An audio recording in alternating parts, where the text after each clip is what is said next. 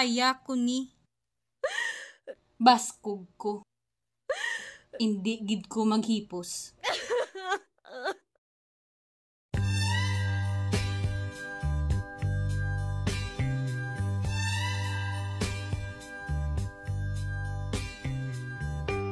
Gahom sang tingog, mga tigbabaying sugilanon sang pagbago. An EGS Radio Drama Anthology. Mga istorya sa mga ordinaryo nga babayi halin sa lain-lain nga bahin sang katingdiban nga nagapakita sang pagtsyonde, pagpanginabuhi, kag pagpanggamham. Mga kalisdanan kag kataragaan sa trabaho, gugma kag kabuhi. Kag pag-alma kontra sa abuso, kag pagpanglugos para sa matarong, kag pagkaminatuuron nga katingdiban. Isa ka drama sa radyo nga ginaandam sa mga estudyante sang BS Hospitality Management 2D sa Aklan State University Kalibo Campus. Para sa inyong mga kalingawan, pagpabatid kag pagpanginwala. Sa atong palatuntunan, gahom sang tingog, mga tigbabaying sugilanon sang pagbago. An EGS Radio Drama Anthology. Kamusta naman mga palangga namon nga tagapalamati? Sa adlaw nga ini, isa naman kasugilanon ang aton basahon kag ini hanungod kay Mabel.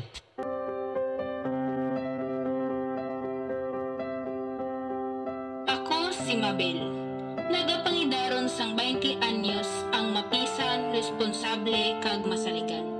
Nagatrabaho ko para sa akong ina nga may balatian kag siya lamang ang akong bugos nga pamilya sa kabuhi, pero wala ko gid ginapaabot nga pagamantayon ako sa akong trabaho. Pareho sang iban, may istorya man ako sa pag-abuso sa akong pagkababayi nga hindi ko gid malipatan. Binuksan ang eksena sa osyoso nga hotel lobby, kung diin nag-reserve ka nagauli ang mga bisita. Si Mabel, isa ka masig ka manunubli nga babayi sa iya mid-20s. Ara sa front desk, nagabulig sa mga customer sa ilang mga pamangkot. Bigla, si Oscar nagpalapit sa desk kag nagasugilanon sa tono nga may pagyaguta. Good morning, welcome to ASU Hotel. How may I help you? Good morning. I would like to make a reservation. For what date, ma'am? March 20 to 25. For a moment, ma'am, I will check the reservation book of that date is available. Okay. Sigurado ka nga matatap mo tanan nga mga bisita? Basi ihatag mo na lang ini sa akon, Mabel. Lisod yun para sa imo, kay babae ka lang. Makabuhat ka bala, magbunak sa mga maleta? Tipikal nga babayi, hindi makasarang sang simple nga obra, kag nagahimo ini tanan nga emosyonal. Basi, mas maayo pa nga magpangita ka sang bag-o nga dalan, sang karera nga mas bagay sa imo.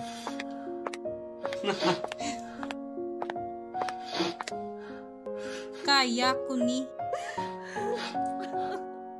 Baskog ko. Hindi gid ko maghipos.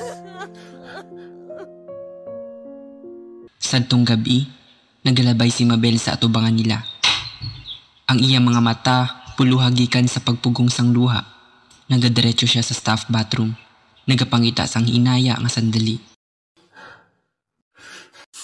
Nga, permi lang ini matabo sa akon. Sa banyo, nagahibi si Mabel nga nagakadlaw. Pagkasubo kag kagalitan nga iya ginabatyag. Nakahibalo si Belinda, isa ka mabuot nga miyembro sang housekeeping department, sang iya kagulan kag nagapakpak siya sa iya sang kakinaugali nga kaayo. Mabel, mayo ka lang. Ano bala ang problema? Mayo lang na. Ipamulong ta lang. Ari lang ko di para sa imo. Sa tagipusoon sang kadalagaan sa syudad, ang influencer nga may dako nga pagsunod sa social media, ginatubang ang nagapamatok nga nagarecord sang ilang nga interaction para makita sang tanan. Ang pag-atake sa mga babayi sa kadalagan hindi ginmayo. Ang kada isa dapat makabatsyag sa pagsalig kag pagtahod sa publiko nga lugar. Gani, Upod ang pagsuporta sa influencer kag ang nagadamo nga komunidad sang mga kaalyado, ang boses ni Mabel ginapabaskog. Sa pagpadayon sa atong istorya nga may titulong Ang Boses sa Mga Walay Tingog, atong sundan ang sugilanon ni Marta, ang ina ni Mabel, usa ka mapailubon nga babaye nga nakakaplag sa kusog aron mabungkag gikan sa isa ka abusadong relasyon. Taliwala kita sa iyang paglakaw. Omen, nagpuli kaliwat nga hubog. Ano na nagkalatabo man? Ati man alang imo butang, Marta. Pwede ko imo unang tanan nga gusto ko. Hindi, Umil. Hindi na maayo. Hindi mo pwede patadlungon nga magpuli ka sinig kag pag-asahon nga tanan ay maayo lang. Nay, ano ang nagakatabo? Kadto sa imong kwarto, anak. Kay tumano ni nanay ini. Hindi, Nay. Magabilin ko sa imo. Tay, hubog ka naman. Wala ka nagapamati. Amo kami. Hindi ka maglakot, Mabel. Wala kasing katungdanan nga sabton ako amo sini. Ay, matawag ko't pulis.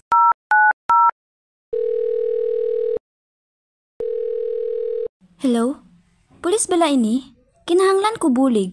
Ang akong bana nagapanghalapit. Hulat-hulat lang ma'am ha. Pabot na ang bulig. Makapangita ka bala sa luwas nga lugar nga matabunan ka? Nagahuna-una ka makaluwas ka, Marta. Ari, simo. Hindi, Umel. Hindi ko patagunan nga pabayaan mo kami nga makasakit ka pa. Maayong gabi. Din bala ang balay ni Marta. Didto sa may pasulod nga eskinita, ma'am? Pwede ta ka mo maiban diri? Sige ma'am. Damo gid niya salamat. Pulis ini. Salang imong ginhimo sa imong asawa, Umel. Pagsunod sa amon sa matiwasay, agud dili magdamo ang imong kaso. Nakatalakang iya batasan? Sinong hindi matak-an sa ana? Bagay lang sa iya na. Makita mo na, ma'am? Kalain siyang iyang batasan. Martha, gintugutan mo ang gusto nga himuon sa pag-report sina. Atong tumanon nga may hustisya. Salamat, officer. Gusto ko makasuhan siya sa paghimo niya nga pagsakit sa amon. Himuon namon ang tanan nga masarangan para suportahan ka sini nga proseso. Wala ka nagaisahanon.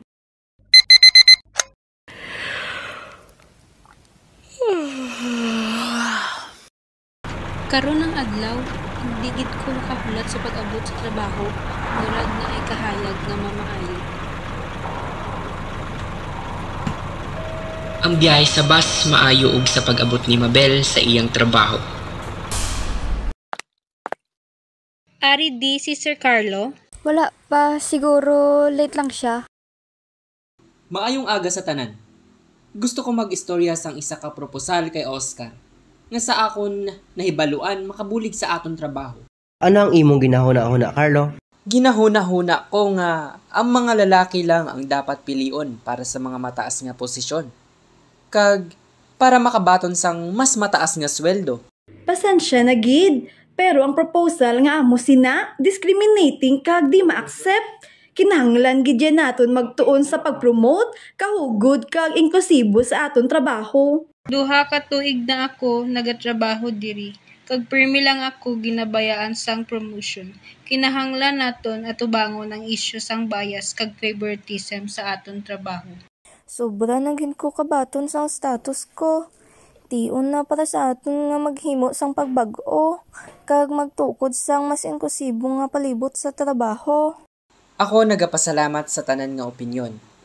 Magtinabuay kita para magtukod sang paglibot sa trabaho, di nang tanan makabatsyag sang importansya kag pagrespeto. Kag diri natapos ang kasaysayan ni Mabel nga iya ginpasakop kag aton ginhatagan sang kabuhi diri sa atong palatuntunan, ang boses sang mga walay tingog. Ginatudloan sini nga istorya sang kalagahan sang paggamit sang atong mga tingog agod nga pagabaylohan ang pagpaligon sa mga babayi kag but-ukon ang diskriminasyon.